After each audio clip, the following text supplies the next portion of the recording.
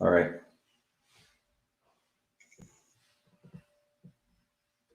After Shiva's intro, we'll start back up. Okay, 1 second. People are coming in.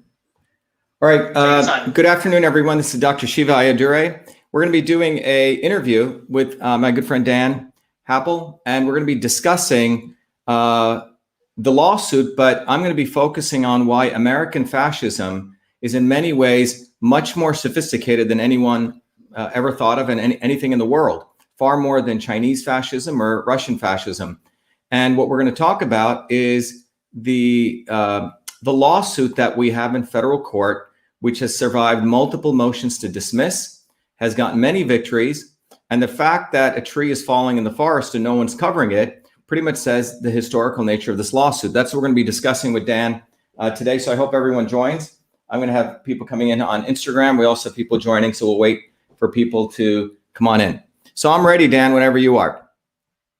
So we'll begin by reviewing the circumstances that led to this lawsuit, and then we're going to talk about up to date on what's going on and how all of you can be part of this movement for truth, freedom, and health, and be supporting this lawsuit. And if you want to know more, you can go to winbackfreedom.com, winbackfreedom.com, and winbackfreedom.com has all the details about this lawsuit. Let me just put it up here. Yeah.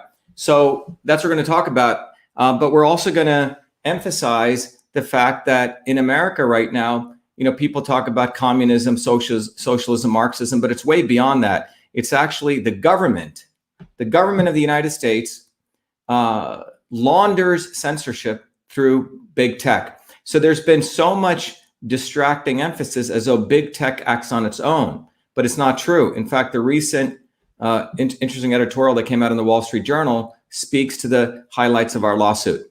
So I want to really focus on that. And the goal today is to arm all of you with something very important, that our focus, if we want to win this, needs to go at the real enemy of people, which is the government. So I'm going to be having this discussion with Dan. Dan, are you ready? I am ready.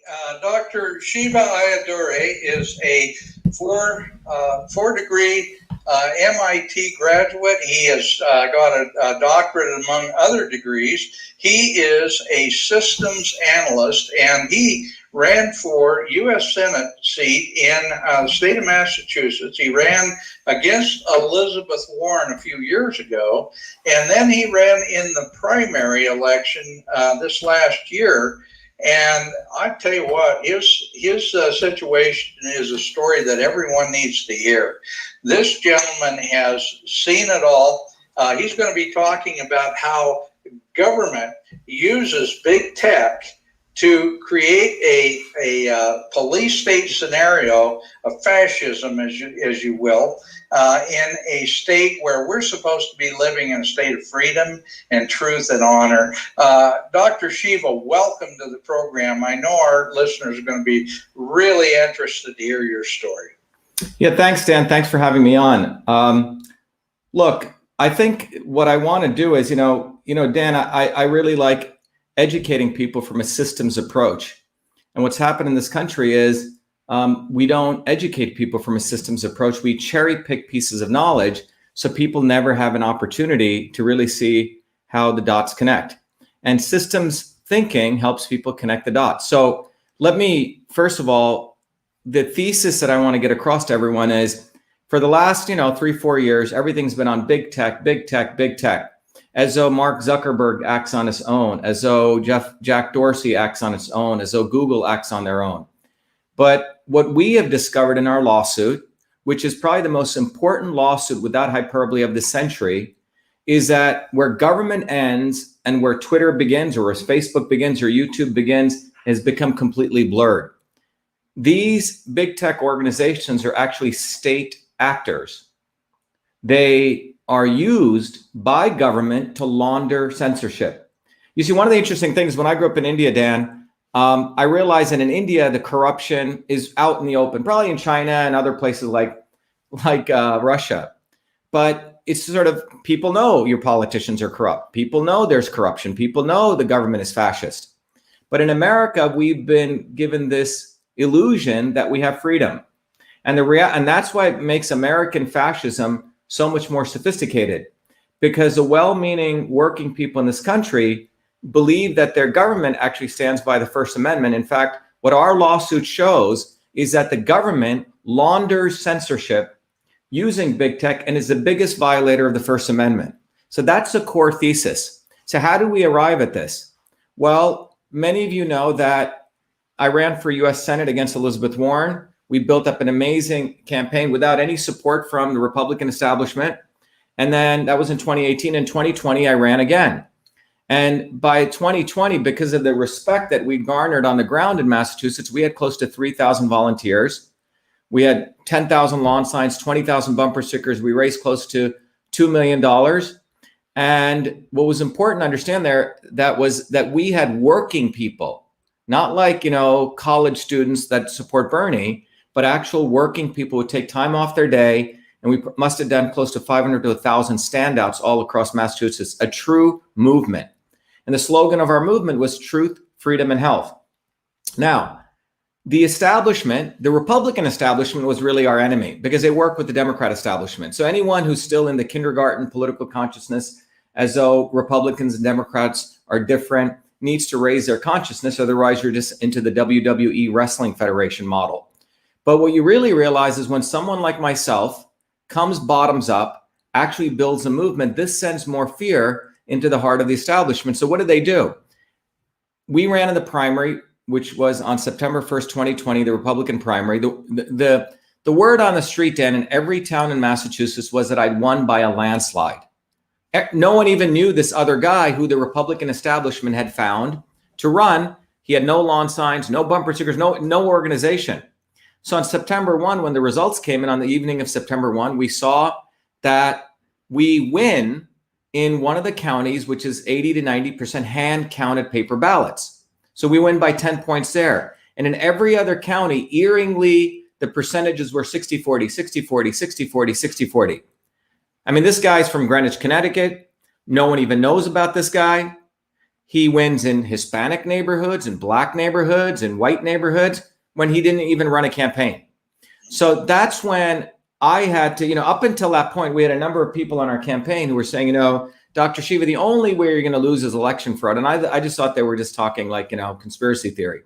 But when I saw this occur in front of me, Dan, that's when I realized that I had to learn how these voting machines worked, how all of these processes work. Why? Because in all those other counties where I quote unquote lost by 60-40, 80 to 90% of the counting was done using electronic voting machines. So what is fundamentally different, Dan, is when you vote with a paper ballot, right? The paper ballot you fill in, and it's actually the paper ballot is reviewed by a human being. Two human beings review the paper ballot and they tabulate your votes. However, when a ballot is done by a voting machine, the ballot is converted to a digital image. So the image almost is like a Xerox copying machine. The voting machine. First of all, it makes an image in the computer. And then the AI software in the computer looks for the dots. Oh, 1 dot for Shiva, 1 dot for Dan. Okay? So there's no humans involved. It's done by the machine. Now, according to a federal law that was passed in 1974, any record generated in connection with a federal election must be preserved for 22 months. Any record. So, when you put a paper ballot through that electronic voting machine, it creates a record, which is a digital image. And that concept has been confirmed in multiple states, including Florida and Arizona. In court, they've confirmed, yes, you must preserve the ballot images. All state election directors know about this. So what I found out September 1st is when they stole the election from us. So I started using all my MIT knowledge, my knowledge as an inventor, guy who invented email and many other electronic systems to understand how does all this work? And it's pretty complicated. It's hidden from most Americans. And you find out that the paper ballots, first of all, are supposed to be converted to an image and supposed to be preserved. I also discovered that on all of these voting machines, all manufacturers, they have a feature called the weighted race feature. The ability to multiply a single vote by a factor. It could be greater than 1 or less than 1. So if you got 1,000 votes, Dan, and I got 1,000 votes, your votes can be multiplied by 2.2. So you get 2,200 votes. My votes could be multiplied by 0.5. So I get 500 votes. So, and it's quite extraordinary. This feature exists. And all the state election directors know about this feature because they're the ones who certify these voting machines. So when I found out this, it took me a while to figure out how my votes were manipulated. But the first thing I found out on September 9th was I went into the Secretary of State and I said, I want those ballot images. I issued a public records request. And in 10 days, they're supposed to respond back to me. Well, on September 24th, they were a couple of days late. They wrote back to me in an email. The state election director, and her name is Michelle Tassinari, public official. She's also the chief legal counsel for the Secretary of State of Massachusetts. In an email, she said, we don't save ballot images. We don't have to by Massachusetts law. First email from her to me. I responded back and I said, please show me the statute. What is the law? Next email from her doesn't answer the question. She simply writes back, we save the paper ballots, but we don't store the ballot images. I write back and I say, you violated federal law. This election is null and void because there's no chain of custody. Those 4 emails, 2 from me, 2 from her, I take screenshots of them and I put up on my Twitter account. Now you have to understand, I had close to 350,000 followers. Painstakingly, I built those. Every one of my followers are real followers, right? No fake followers, no bots. And when I put up those 4 screenshots, Dan, I was suspended off Twitter. So what was I doing? So let's understand the conditions. First of all, I'm a US Senate candidate, a federal candidate with a massive following, right? I was critiquing the government, number 2. So I'm a federal US Senate candidate and also a citizen, and I'm exposing government malfeasance. You could agree whether it's wrong or right, whether it's inaccurate, but I'm doing something in the interest of the public. The First Amendment, the highest protection it has is for political speech. So when I put those tweets up, I was thrown off Twitter. Interestingly enough, a bogus, quote unquote, fact-checking organization did me something very valuable. First of all, they attacked me saying, oh, no ballots were deleted. I never said ballots. I said ballot images, which are the ballots in the electronic voting machines. That's the first thing. The second thing is in that article, they said that we contacted the Secretary of State of Massachusetts and they told us they contacted Twitter. Let me repeat that again. This fact-checking organization, which is doing a hit job on me, confirmed that the government contacted Twitter to throw off a US Senate candidate because I was spreading, quote unquote, misinformation. So that's when I didn't know enough about the machines yet, Dan. This was in late September, but I knew I had a substantive First Amendment case because political speech is something that's protected, and the government cannot be calling private actors. And if they are, that private actor also becomes a state actor. No swamp creature lawyer in Massachusetts wanted to take this on. I had to do it myself, meaning I had to learn the law. I had to file a case in federal court. This is not in some local traffic court. It's not in state court. It's in federal court. And so I filed a $1.2 billion lawsuit. And I also filed a preliminary injunction, which is layered on top of that lawsuit, demanding, because our campaign, because we had such ground support, we moved into the general election as a write-in candidate, Dan. We said, screw the Democratic Party, screw the Republican Party, we're still going to run. And we had, and on September 1st, our campaign slogan was stop election fraud. So that is the campaign plank, stop election fraud, starting on September 1. So this is now, so on September 24th, I'm getting thrown off by the state election director for trying to stop election fraud. I'm calling them out on it. All right, quite amazing. When they are so on October 30th, we get a hearing in federal court. Quite extraordinary. Judges typically don't like to have these kinds of hearings. They typically want to dismiss stuff very quickly. So we go into what was supposed to be about a 25, 40-minute hearing, and it ends up going for 4.5 hours. Me against 3 lawyers on the government side. And in that hearing, history takes place, meaning a fact-finding history. We discover for the first time in the world that the government has established a partnership with Twitter. I'll repeat that again. The government, in this case Massachusetts, and every state, we find out, has a trusted partnership with Twitter. A trusted partnership, which means you and I are distrusted strangers to Twitter. The government is a trusted partner. So everyone should just let that sink in. So the government, and as a part of that, they have a special portal where they are onboarded. And when the government calls Twitter, Twitter jumps.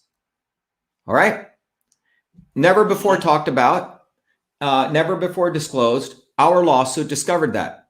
And by the way, if everyone wants to know the history of the lawsuit, they can go to winbackfreedom.com. And I just want to put that out there. If you want to go check out, we've put up every brief that I filed. All those were done by me. No lawyers helping us, but by me. So October 30th, what we established is the government has a trusted Twitter partnership. The judge gives us an extraordinary victory there. He orders the government of Massachusetts to stop contacting Twitter. Number one victory. We also find out in that testimony that the government of Massachusetts also is part of a behemoth organization called the National Association of State Election Directors, NASED, based out in DC. They are a government, quote unquote, nonprofit, which involves every state election director in the country. They also have a Twitter partnership, Dan. So what happened in testimony, we find out not only did the governor of Massachusetts contact Twitter to shut me down because I was exposing their malfeasance. In fact, Michelle Tassinari, who could get a custodial sentence in prison. She, in testimony, we find out, her communication director, spills all the beans, tells us that Tassinari also contacted a woman called Amy Cohen, who's the executive director of NASED, to have them contact Twitter to also bump me off. So they hit me with two ways, one directly, but also indirectly using another state actor, NASED. So that's why I was thrown off. Now, so I get thrown off, and I was thrown off for nearly 3 weeks because every time I brought up those screenshots, Dan, or referred to those screenshots, I get thrown off. So they had set in the keywords in place. I was tagged as an enemy of the government of Massachusetts.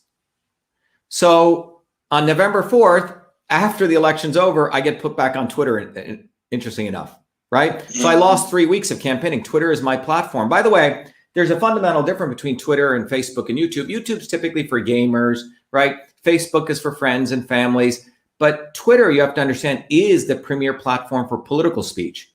It's where politicians are. It's where discourse on politics takes place. So I was removed off of my platform, my main platform, during the most important period. So starting on November 1st, I start tweeting again, Dan. And I tweet. On February 1st, I again do a 1 hour long lecture, which started, I believe, at 8:12, and it went to, I believe, 9:31 p.m. EST. And in that lecture, I share the history of what was going on with our lawsuit, and I share again those 4 screenshots, Dan, and bam, within 17 minutes, I'm thrown off Twitter again. All right. So the next, Monday, which is February 3rd or 4th, I file another preliminary injunction. I said, Your Honor, they violated your order. They acted as though they were following it. But in fact, when they contacted Twitter, they had set the algorithms in place, the processes. So I would never be able to talk about that kind of speech. And again, constraining speech on a topic is even a worse form of violation of political speech, which means you can talk about everything else, but you can't talk about this. I think it's called prior restraint, okay? You can't talk about this particular speech, but we'll let you talk about everything else. So I went back into court. This time the judge, remember, we never went after Twitter. We went after the government, right? If we went after Twitter, they would have just balked at us and our lawsuit would have been dismissed.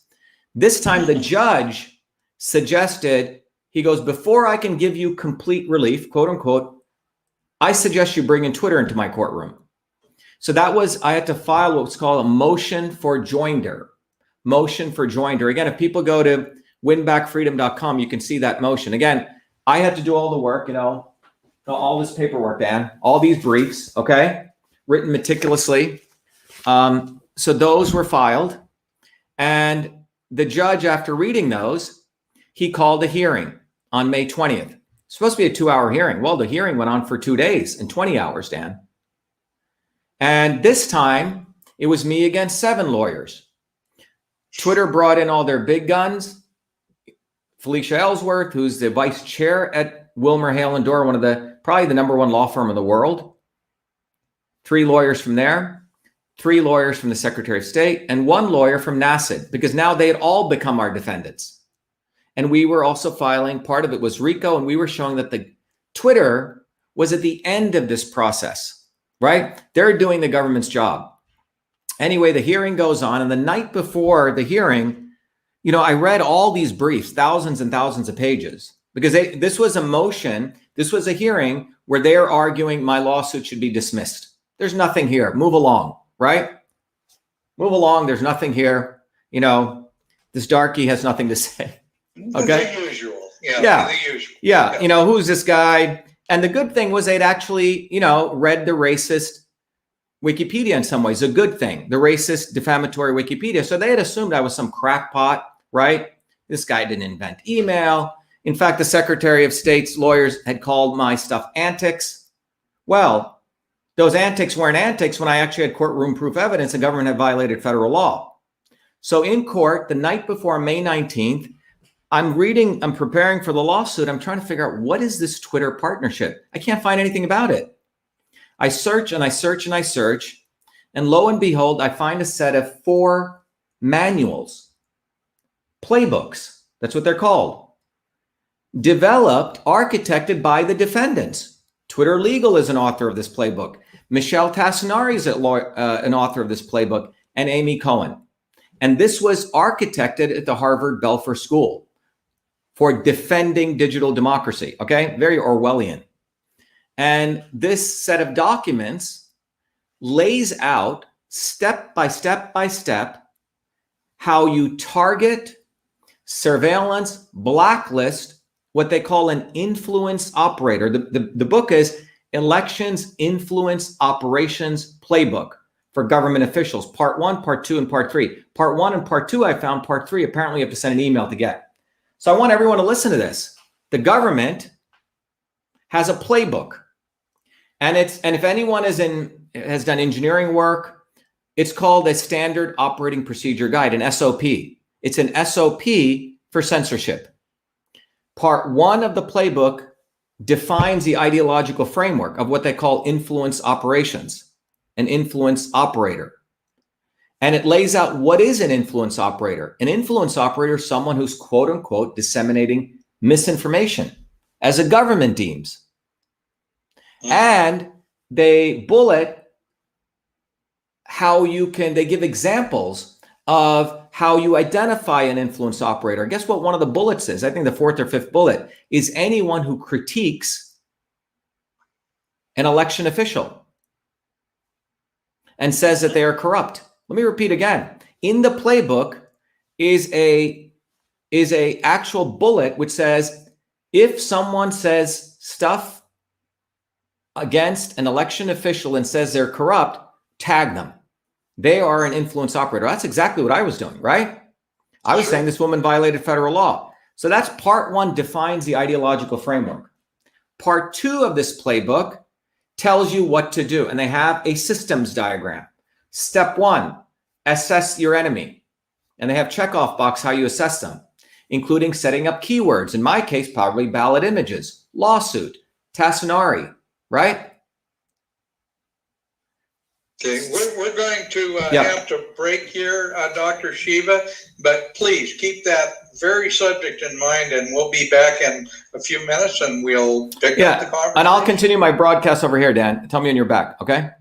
Thanks. Thank you. So to those of you listening at home here, I'm doing an interview with Dan on his radio show, but the key thing, and I'll come back to Dan and I'll repeat this again, those of you listening need to understand that American fascism is extremely sophisticated. American fascism is orders of magnitude more powerful than Chinese fascism or Russian fascism. Because you know what? The people in China and Russia actually know their government's fascist. But in America, we don't know that. The broad mass of Americans don't know that. And what our lawsuit is about, at the heart of it, is exposing that the government violates the First Amendment. The government has essentially uses big tech to launder censorship. And it is way beyond any of these other lawsuits out there, because all these other lawsuits, when they talk about election stuff, they're blaming China or they're blaming Russia, or it's coming from one side of the political wing or not, right? James O'Keefe, he just talks about as though CNN is a violator or New York Times. No, both sides of the media violate people's First Amendment. The reason Tucker Carlson will never cover this lawsuit, because that's what he is. He's part of the establishment. And I have so much anger towards that guy because he fools people on the right and conservatives. What Tucker Carlson is about is he's part of the establishment.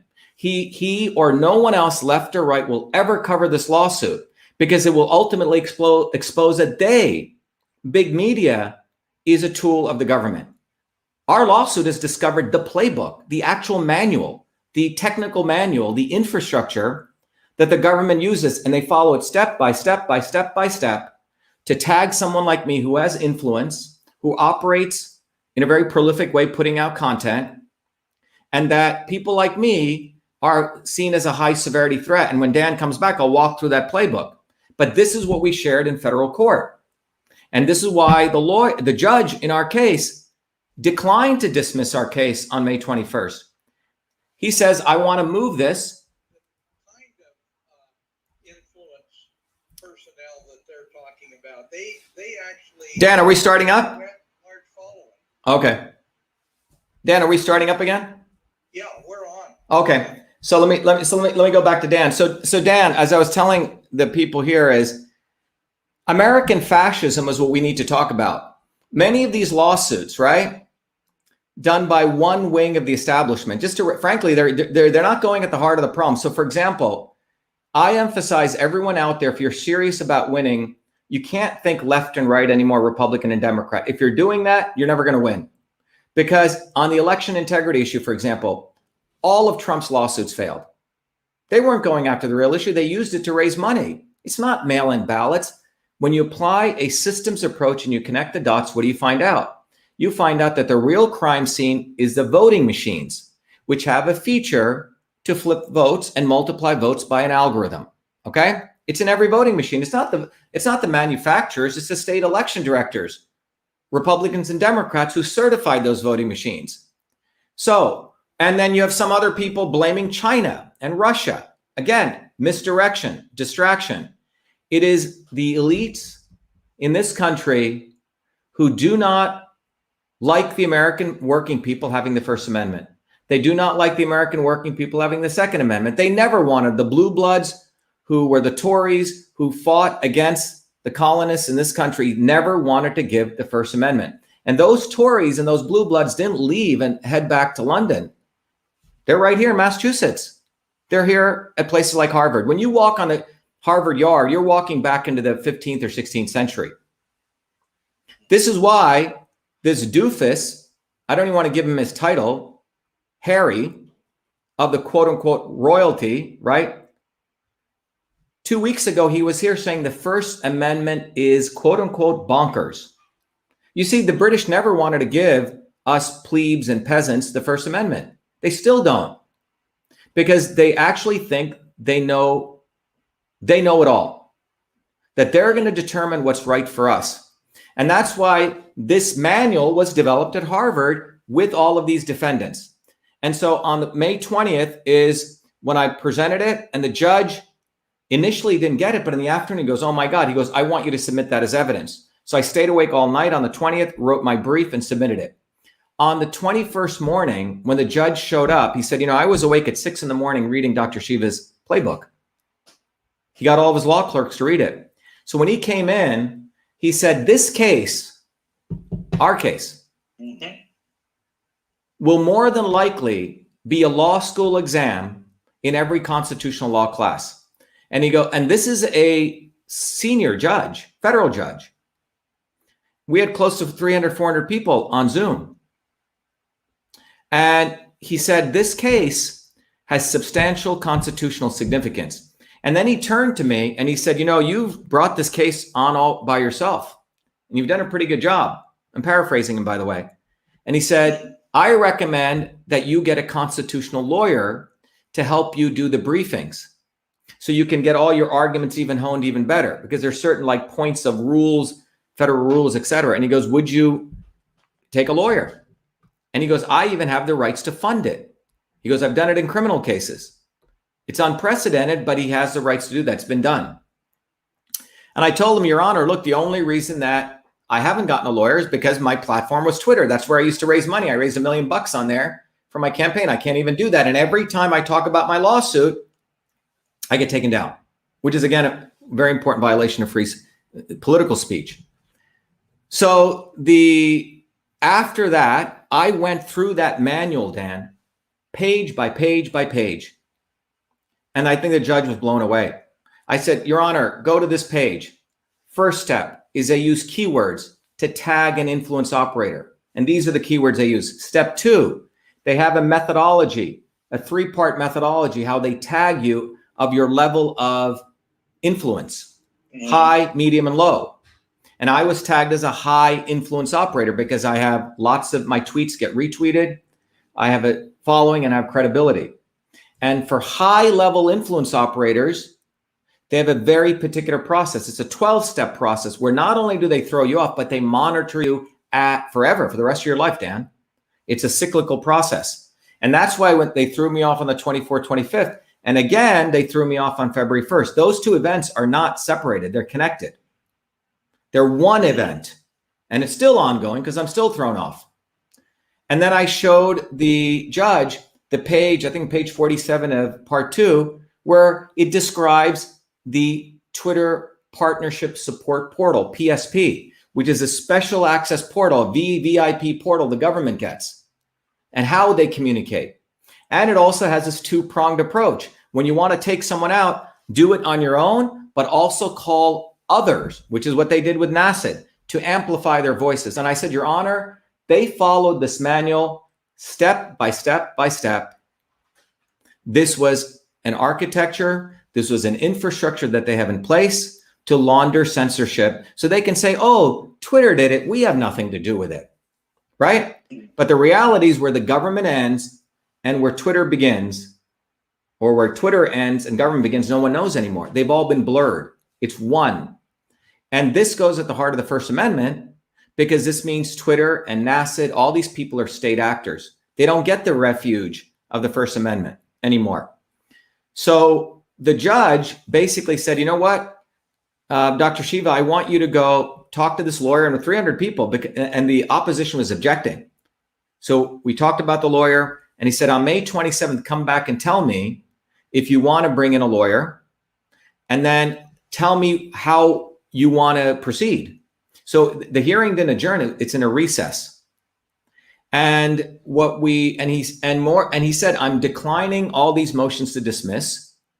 And he said, I would like to do a fact-finding mission because the merits of this case are so intertwined with the arguments they were making for motions to dismiss. We should have some level of limited depositions and discovery trial. So the judge wants to move this to trial. Extraordinary. Mm-hmm. And he wants to do discovery and depositions. Again, not one media organization has covered this. Why? Because this is going to show that Fox News, CNN, they're all an extension of the government too. Mm-hmm. And that's why I have to, I call him Sucker Carlson because that's what he is. He sucks up to the establishment, but he acts as though he's fighting for, people. And he isn't. He's an actor. Entertainment. Same with Chris Cuomo. That's why everyone listening out there, you have to become citizens journalists. I am asking everyone to donate $1, Dan. I mean, the amount of opportunity costs I've lost in this is quite incredible. And by the way, the 2 people who threw me off, they're not even supposed to get. They're private citizens, right? Only Galvin, who's the Secretary of State, can get legal support. Michelle Tassinari is not even an elected official. Neither is this woman O'Malley. yet they're getting state-sponsored legal support. You see? And we've argued against that. So the point is, everyone listening, this is an opportunity for everyone to be part of a real bottoms-up movement. This has to be a movement. So that's why I'm saying, if we could get 5 million people to donate $1, because we're going to have to do depositions, discovery. I brought it this far, Dan, but all this other stuff, we're going to need some serious support. But I want to see it as a part of a movement, Dan. It's not me fighting this alone. This is about the heart of what this country was built on, which is the ability for you as a human being to say anything against your government. That's what no other country has that.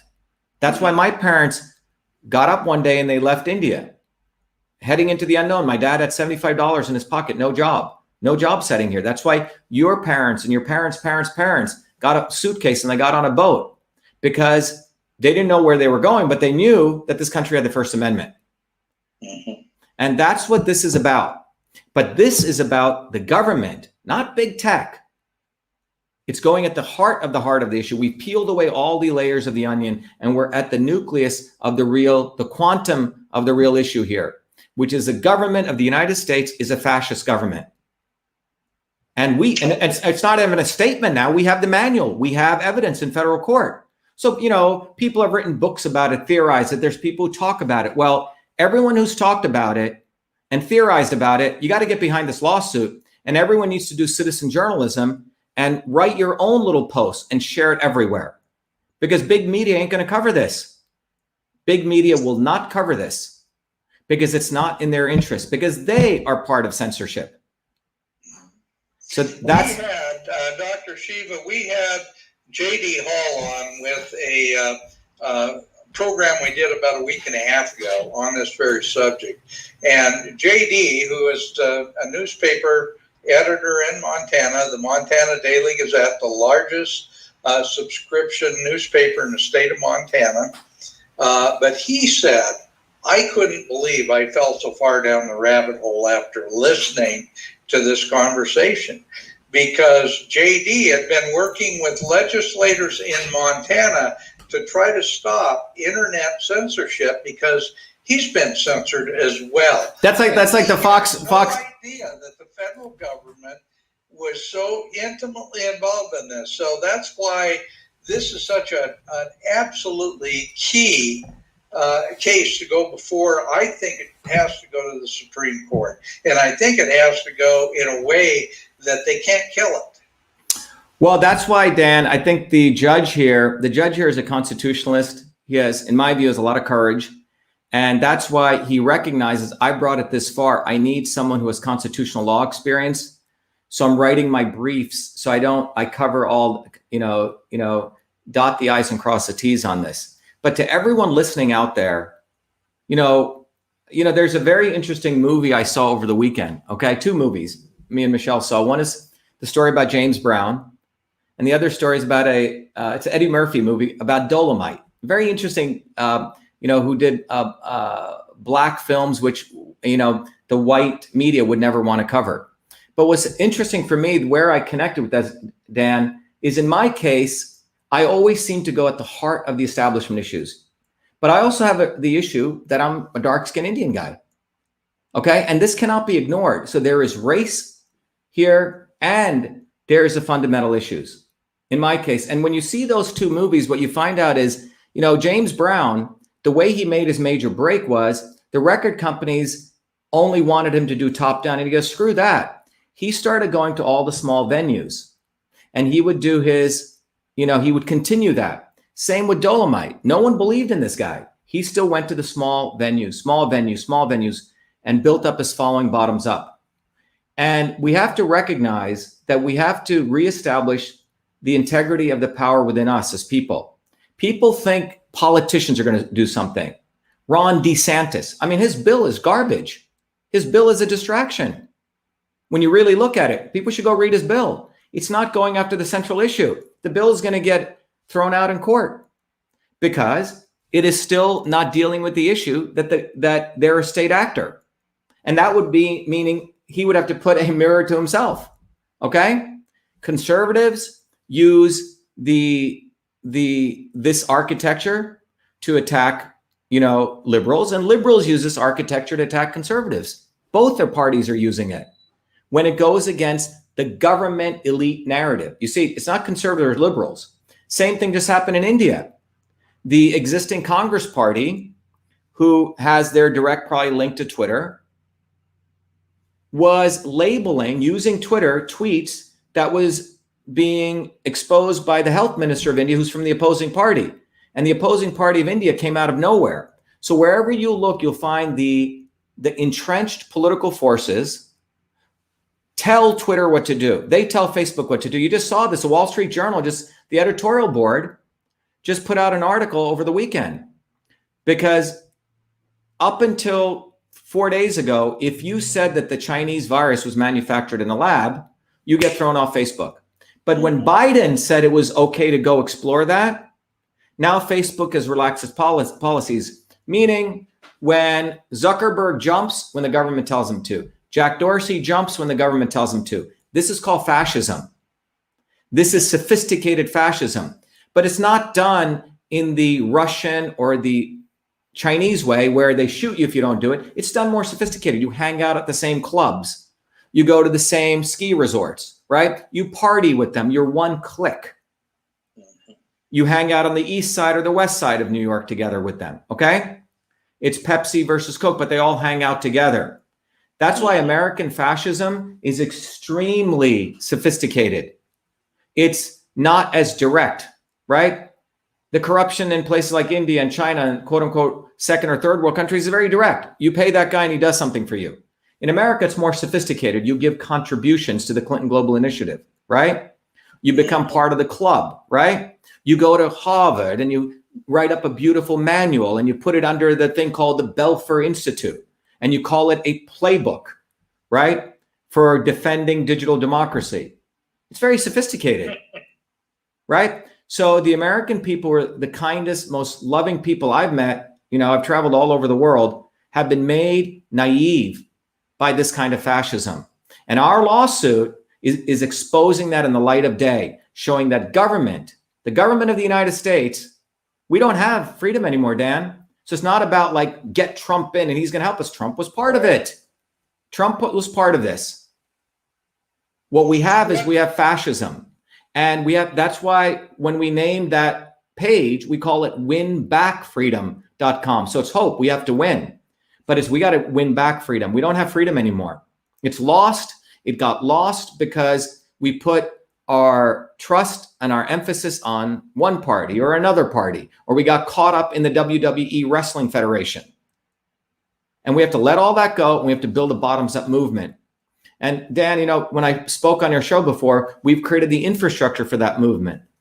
And that's right. If people go to truthfreedomhealth.com, they can witness that and be part of that. You have to understand there is a nuclear physics to building a movement. So we teach you that. We have our own data center, our own infrastructure. So people are organizing there, people are interconnecting there. And then people are becoming part of this movement. And then they get to have their own social media, and then we give activism things. But winbackfreedom.com is a page everyone should go to, just $1. $1, because it shows that we want to build a mass movement now. And it's not only in the United States. Our lawsuit, anyone in the world should participate in it, because our lawsuit goes at the heart of freedom. Every working person who wants freedom again should back and support this lawsuit and share it with everyone else. Period. That's the formula for success right now. We have the lawsuit. We're in federal court. We haven't been dismissed. What more do you want? Well, and you've won every single one of the hearings. You've come out of every hearing on a positive note. And in fact, you've been against some pretty sophisticated legal teams who are trying to dismiss everything you're doing.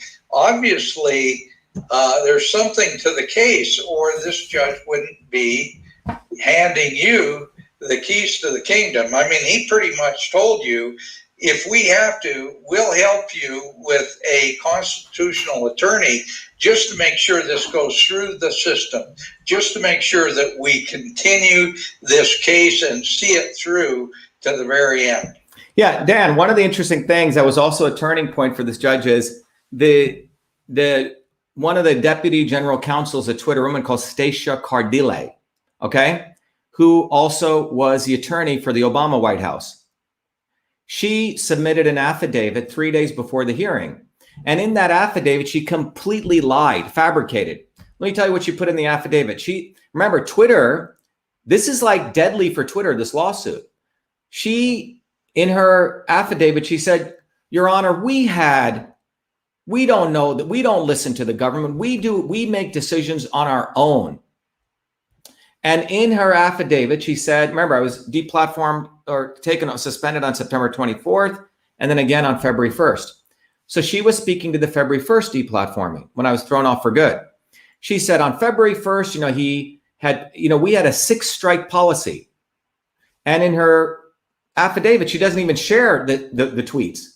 In fact, she shares a post from Facebook. Quite interesting. But she says on February 1st, he got 3 strikes. And when those tweets were done, we had a individual review it by hand. And then it got escalated to a review team, like as though they did this huge deliberation, like they did it. And then she said on February 3rd, we deplatformed him. And I said, wait a minute. I said, this is complete horseshit. Excuse my language. Because I have an email from Twitter coming on 9:48 p.m. on February 1st, which says you've been thrown off Twitter for good, which is 17 minutes after my video that I did. Literally. Yeah. Okay. So I submitted a follow-up declaration to the court that evening. And I said, Your Honor, this woman's completely lying. There was no deliberation. This was all automatic. It was done the guillotine fell on me in 17 minutes. There was no escalation. There was no deliberation by Twitter. This was done because they tagged me on September 24th and they did it. And then I had saved all the tweets, Dan. And I said, look, Your Honor, here are those so-called 6 tweets. Every one of those tweets refers to the lawsuit. And the judge says, what's wrong with these tweets? He's talking about his federal lawsuit. So they lied in court, and the judge basically said, I can't take this credibly serious, your affidavit. So they are freaking out because Twitter is trying to show as though they do stuff on their own when they don't. They follow the government's orders. This is fascism, American fascism. Yeah, absolutely. And, you've made the statement, we've got to forget the right wing and the left wing. We've got to realize that this bird won't fly unless it has a right wing and a left wing. And it's flying together. And we've got a government that's out of control, and we've got to quit thinking in terms of left and right. We've got to realize that the government is out of control because they work together. They're all part of the and the most important thing, Dan, is those words that you said. Look, others have talked about it. People have written books on this, right? Theoretical, philosopher, political. We actually have the lawsuit, which shows it. This is bigger than anything, Snowden's hiding away in Russia. I'm still here. This is bigger than that issue because this is about political speech. This is more than just citizens. This is about you critiquing your government. And we have the playbook, the manual. You see what I'm saying? It's easy. Oh, I do. So that's why it's up to all of us now. Mainstream media is not going to cover this because it will lead to them. It'll lead to Fox News. It'll lead to CNN, how they control narratives because government tells them what to do so. So everyone listening, you got to go donate $1 at Win Back Freedom. It's not for the money. It's to show that you actually care, that your energy, that this lawsuit means something. It already means something. Look, when New York versus Sullivan took place, or when any of those great lawsuits, the people who knew what it meant were on board. And we're at this very historic point. This lawsuit will be, as this judge said, a law school exam in every constitutional law class. This is the lawsuit of the century. And no media will cover it because it's against their interests. It's the interest of everyone listening for you to cover this lawsuit. Everyone's got to get off their butts, and you have to be citizens journalists. You have to listen to this video. You have to write your version of it, and you should send it out and point back to this video. That's what needs to happen. We don't need spectators. We need active citizens right now Because if this lawsuit, we have to win this lawsuit. Because if we don't win this lawsuit, it's game, set, match. It's over. We will, because this lawsuit goes at the heart of how they manipulate medical freedom issues, goes at the heart of how they talk about digital rights issues or election integrity, because it says whenever the government says this is what the narrative is, Twitter and Facebook jump. And our winning this lawsuit will regain the freedom we've lost. That's what this is about. This is the lawsuit of the century without any exaggeration. And we need everyone to get behind it. I agree. We need to get, and everyone go to winbackfreedom.com. That's winbackfreedom.com and donate $1. I mean, if we had 5 million or 10 million people, $1's not going to cost you anything. It shows how many people are understanding and support this effort by Dr. Shiva. Dr. Shiva, I have to tell you, this is fantastic. You will be at the Red Pill Expo coming up at the end of the week here on June 5th and 6th. As a matter of fact, you start the conference. You're the first speaker. And I welcome everybody to come to redpillexpo.org, get your tickets, see Dr. Shiva. You'll get a chance to meet him in person. Dr. Shiva, I am fascinated. You carry the conversation because I don't have to say a thing. You're doing a terrific job. God bless you, my friend. We'll see you in 4 days at the event center, the Monument Center at Rapid City for Red Pill Expo. Thank you, Dan. Thank you very much. Best to you. Thank you. So everyone listening there, that was Dan Happel. I'll be at the Red Pill Expo, but the bottom line is this. I think I have to do a video every day on this lawsuit because we have to build a war chest right now. And I want to build a war chest from $1 from everyone out there because it shows that we have a movement. This lawsuit is a tip of the spear of the movement for freedom, which we need to win back. So go to winbackfreedom.com, support this lawsuit, and become citizens journalists. Share this with everyone you know. Write your own take on it, but get the word out there. Do not look to mainstream media. Do not look to the left or the right. You have to do it. Thank you, everyone. Be well, be the light. Thank you.